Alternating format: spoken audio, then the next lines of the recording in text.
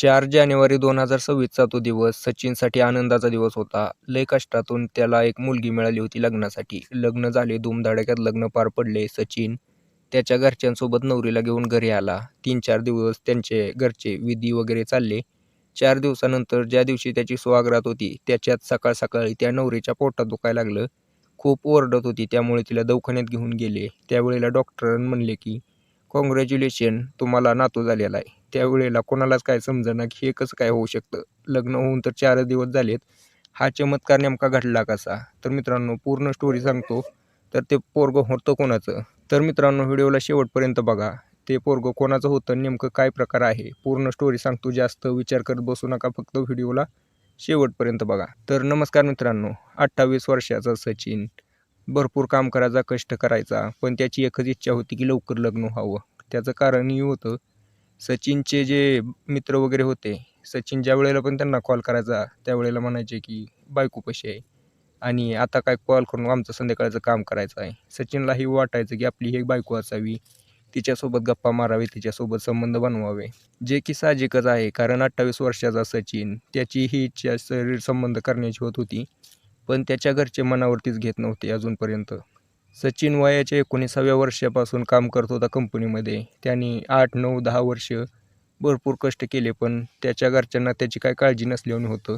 घरचे सोडून द्यायचे, कानावर टाकायचे. सचिनने आता मोठा निर्णय घ्यायचा विचार केला. सचिन म्हणला, "तुम्ही जर लग्न नाही लावून दिलं तर मी संपवून घेईल." त्याच्या घरच्यांना वाटलं की पोरगा स्वतःहून म्हणतोय म्हटल्यानंतर चेष्टा करत असेल, पण त्याने तसं चेष्टा नाही केली. त्याने चाकू हातावरनं फिरवला, नस कापली. त्यावेळेला त्याच्या घरच्यांना थोडा हा मॅटर सिरियस वाटला. सचिनला दवाखान्यात घेऊन गेले. तिथं गेल्यानंतर त्याची ड्रेसिंग वगैरे केली. सचिन तर आता खतऱ्याच्या बाहेर होता, पण त्याच्या वडिलांनी पोरगी शोधायला चालू केली. एक तर सचिन कंपनीत काम करायचा, खाजगी नोकरी, आणि त्याच्यावरून त्याचं वय जास्त झालेलं. त्याच्या वडिलांनी लवकर बघितलं नव्हतं, त्यामुळे त्याला पोरगी भेटेना. काळी, सावळी, बुटकी सगळं बघून झालं, पण आता काय पोरी भेटायचा प्रश्न लय बेकार झाला होता. इकडे सचिन एवढा येड्यावानी करत होता की ते त्याच्या वडिलांना बघू वाटत नव्हतं. पण अचानक काय झालं काय माहिती, देवाचीच कृपा म्हणावं लागेल किंवा देव त्याच्यावरती रागवलेला होता सचिनवरती. त्याच्या पहिल्या जन्माची फेड असतील. त्याला सरिता नावाच्या पोरीचे स्थळ आले. सरिता 24 वर्षाची, ग्रॅज्युएशन पूर्ण झालेली. सध्या तरी घरी बसून होती. तिच्याही वडिलांना तो सचिन आवडला, कंपनीत होता, पण तिच्या वडिलांनाही ती खपवून टाकायची होती कशी तरी, कारण त्याच्या मागेही एक मोठी स्टोरी आहे. सरिताचा बायोडाटा सचिनच्या घरी आला. सचिनला फोटो दाखवला. सचिनने ज्या वेळेला सरिताचा चेहरा बघितला, त्यावेळेला सचिन पागलच झाला. म्हटला हिच्यासोबतच करायचं. सरिताचे थोडे वजन वाढलेले होते, पोट सुटलेलं होतं, पण त्याला काही अडचण नव्हती. आता या दोघांची बैठक वगैरे झाली. थोडं त्याला वाटायला पाहिजे होतं की कसं काय हिला एवढं पोट आहे, पण कुणाला काय वाटलं नाही. तर विषय असा झाला की त्या दोघांमध्ये मन जुळलं.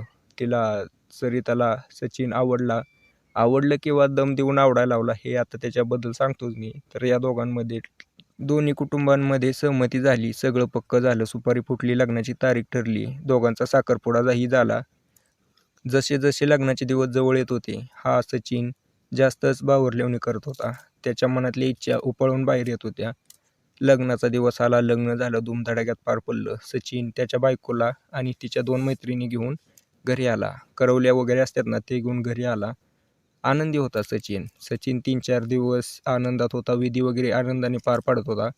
त्याने खूप स्वप्न रंगवली होती, त्याची सुहागरातीचा दिवस. पण सकाळी अचानक त्याची बायको अंघोळ करत असताना तिच्या पोटात दुखायला लागलं. त्यावेळेला साडी घालून बाहेर आली आणि ओरडायला लागली की पोटात दुखायला, दवाखान्यात घेऊन चला. सचिनने पटापट मित्राची गाडी बोलवली, गाडीत टाकलं, दवाखान्यात घेऊन गेले. दवाखान्यात घेऊन गेल्यानंतर डॉक्टरांनी ॲडमिट केलं. तर बघितलं तर काय, ही पोरगी गर्भवती होती आणि हिने एका बाळाला जन्म दिला. डॉक्टर बाहेर आले आणि म्हटले की अभिनंदन, तुम्हाला पोरगा झाला, तुम्हाला नातू झाला. त्यावेळेला सचिन म्हणला, "ओ डॉक्टर, तुम्ही काय बोलताय? आमचं लग्न होऊन 4 दिवस तर झालंय आणि हे कुठनं होऊ शकतं? तुम्ही कोणाचं तर दुसरंच बघितलं असेल ना आम्हाला सांगता." डॉक्टर म्हणले, "नाही." सचिनच्या वडिलांनी अगोदरच त्या सरिताच्या वडिलांना फोन केलेला होता. सगळ्या हॉस्पिटलमध्ये राडा चालू झाला. आता हे सचिनचे वडील म्हणायचे, "आमच्यासोबत धोका झाला आहे." सचिन ही मोठमोठ्याने ओरडायला लागला, धोका झाला म्हणून. ते डॉक्टर म्हणाले, "इथे कालवा करू नका. तुमचं जे काय आहे राडा, फॅमिली मॅटर घरी जाऊन सॉल्व्ह करा." ज्या वेळेला सरिताचे वडील आले, त्यावेळेला सचिन त्यांच्या अंगावर धावत गेला. त्यांना 2 चापटा लावली आणि म्हणला की तुम्ही धोका केला एवढा मोठा. कोणाचं आहे पोरगं? कसं काय जन्मलं? काय याच्याबद्दल कल्पना? त्यावेळेला सरिताचा बाप म्हणला की तिला तर विचारू आधी नेमकं काय झालंय? आधीच मला म्हणताय मलाही काही माहीत नाही. सगळी लोकं त्या सरितापाशी गेली आणि म्हणाली की हा विषय काय आहे? कसं काय जन्मलं? त्यावेळेला सरिता म्हणायला लागली की लग्न झाल्यानंतर त्या रात्री सचिन माझ्यापाशी आला होता आणि त्याने संबंध बनवल्यानंतर हे पोरगं जन्मलं. हा सचिन म्हणला नाही गेलोच नाही मी तिच्यापाशी. लग्न झाल्यापासून मी तिला सकाळी तिचं तोंड बघतोय कसं तिच्यापाशी जाईल. वर सचिनचे वडील म्हणले अरे बनवले तर बनवले तुझीच बायको आहे. पण 4 दिवसात कसं काय पोरगं होऊ शकतं? आता हा विषय मोठा गंभीर होता. या सचिनचा पूर्णपणे हाफमोड झाला. त्याला फसवण्याची भावना त्याच्या मनामध्ये आली. त्याला आता कसं तर वाटायला लागलं होतं. एकतर एवढं वर्ष लग्न झालं नाही. एवढ्या मेहनतीने झालं. बायको सगळी चांगली मिळाली. पण हे नवीनच कांड आलं होतं. त्याने घरी गेला आणि पंख्याला लटकावून जीव सोडून दिला. सचिनचे वडील ज्यावेळेला घरी गेले त्यावेळेला बघितलं तर तो पोरगा तिथं होता. आता त्याच्या वडिलांनी त्याला घेतलं पोलीस स्टेशनच्या पुढे नेऊन ठेवलं आणि आंदोलन करायला चालू केलं. केस थांबवून जीव देणार आहे असं म्हणून आंदोलन करायला चालू केलं. नाईलाजाने पोलिसांना याच्यावरती ॲक्शन घ्यावी लागली. पोलिसांनी कंप्लेंट दर्ज करून घेतली आणि चौकशी चालू केली. सगळ्यात पहिले लेडीज पोलीस सरितापाशी गेले आणि तिला विचारायला लागले की कसं काय विषय झाला. ती त्यावेळेला तसंच म्हणायची की नाही आणि हे त्या सचिनचंच आहे, सचिनने केलं होतं. आता पोलीस म्हणाले आम्हाला तू येडी समजते का? सरितापाशी गेलेली लेडीज कॉन्स्टेबल होती ती एकदम स्ट्रिक्ट होती. ती म्हणाली तू खरं खरं सांग नाही तर हे बघ तुला मी एवढं मारीन ती मारीन आणि तुला आयुष्यभरासाठी जेलमध्ये टाकेन. आता हे सगळी धमकी ऐकल्यानंतर सरिता पोपटासारखी बोलायला लागली आणि तिने सांगितलं की मी ग्रॅज्युएशनसाठी ॲडमिशन घेतलं होतं. त्यावेळेला माझा इंग्रजी विषय थोडा कच्चा होता. सेकंड इयरमध्ये गेल्यानंतर सेकंड इयरच्या फायनलचे पेपर मला असं वाटत होते की मी नापास होणार आहे इंग्रजीमध्ये. आमच्या कॉलेजचे इंग्रजी शिकवणारे सुनील सर, हे सुनील सर मी त्यांच्याकडे डाऊट विचारायला जायचे. त्यावेळेला हे सुनील सर माझ्याकडे बॅड टच करायचे. मीही त्याचा विरोध करायचा प्रयत्न केला पण सुनील सर म्हणायचे तुला पास व्हायचं आहे का नाही? ज्यावेळेला सुनील सरांनी अशी धमकी दिली त्यावेळेला सरिता शांत बसली. जे करतायत ते करू दिलं. सरिताने कितीही अभ्यास केला तरी तिचा पेपर निघण्याची काही शक्यता नव्हती. त्यामुळे सेकंड इयरच्या फायनल पेपरच्या 2 दिवस अगोदर सरिताने त्या सुनील सरला फोन केला आणि म्हटले की सर माझा पेपर तुम्ही चेक करणार आहेत तर तुम्ही माझा एवढा विषय जर पास केला तुम्हाला जे पाहिजे ते देईल. ज्या वेळेला सुनील सर पुढून ऑफर ऐकतात त्यावेळेला म्हणतात की जे पाहिजे ते. सरिता म्हणते हो. सुनील सर म्हणतात की एकदा विचार कर. ती म्हणते कन्फर्म आहे. असं म्हटल्यानंतर सुनील सर म्हणतात की ठीक आहे. सेकंड इयरचे पेपर वगैरे कंप्लीट होतात. आता ही जो इंग्रजी पेपर होता हिने तिला येते तसा लिहिला. पण ज्या वेळेला सुनील सरपाशी तपासायला गेला सुनील सरांनी चांगल्या प्रकारे तिला पास केलं. 1-1.5 महिन्यानंतर रिझल्ट ज्या वेळेला आला त्यावेळेला सरिता खुश झाली आणि म्हणली सर आता काय पाहिजे ते मागा. सर म्हटले की मला तुझ्यासोबत संबंध बनवायचे. सरिता ज्या वेळेला हे ऐकते त्यावेळेला तिला अंदाज होताच पण ती शॉक झाली की सर असं कसं म्हणू शकतात. म्हणाली की मी तुमची विद्यार्थिनी आणि तुम्ही असं म्हणताय मला वाटलं दुसरं काय मागचाल. सर म्हणले मला दुसऱ्यानं काय घेणं देणं मला पैसे येतात पगार येते मला हेच पाहिजे आहे.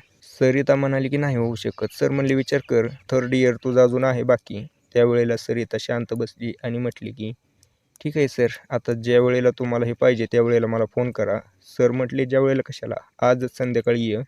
आपल्या हॉस्टेलच्या शेजारी एक ओयो रूम आहे त्या ठिकाणी मी बुकिंग करून ठेवतो. संध्याकाळच्या 6 वाजता सरिता घरी सांगते की मैत्रिणींचा वाढदिवस सेलिब्रेट करायला चाललो आहे असं सांगून निघून जाते. 10 वाजता येईल म्हणून. त्या ठिकाणी सर निवांत बसलेले होते येऊन. आता त्या ठिकाणी सरिता गेली. सरांनी सरिताला बसवलं. तिच्या शरीरावरची कापडे काढली आणि त्यांना जे पाहिजे होतं ते त्यांनी घेतलं. शरीर संबंध वगैरे केले. सुनील सरांनी त्यांचे व्हिडिओ वगैरे काढून ठेवले. आता ज्या वेळेला पण सुनील सरांना आठवण यायची त्यावेळेला ते व्हिडिओ बघायचे आणि तिला फोन करायचे. त्यावेळेला नकार दिला की ते व्हिडिओ दाखवायचे व्हायरल करीन नाही तर. आता या सगळ्यांमध्ये सरिता फसली होती. तिला जावंच लागायचं. आता हळूहळू असा टाईम जात गेला. सुनील सर कधीही प्रोटेक्शन वापरत नव्हते त्यामुळे ही आता प्रेग्नेंट झाली होती. या सगळ्याला 8-9 महिने गेले. अचानक त्या सचिनचं तिच्यासाठी स्थळ आलं होतं. त्यावेळेला तिच्या वडिलांनी त्याच्यासोबत लग्न लावून दिले आणि ही सगळी घटना घडली. तर मित्रांनो हा होता पूर्ण विषय. त्या सरला ताब्यात घेतलेला आहे. त्या सरिताला पण ताब्यात घेतलं आहे. पण यांच्या दोघांमुळे हा सचिन हाकनाक गेला. तर याच्याबद्दल तुमचं काय मत आहे मला कमेंट करून सांगा. व्हिडिओ आवडला असेल तर लाईक करा, शेअर करा, चॅनल सबस्क्राईब नक्की करा.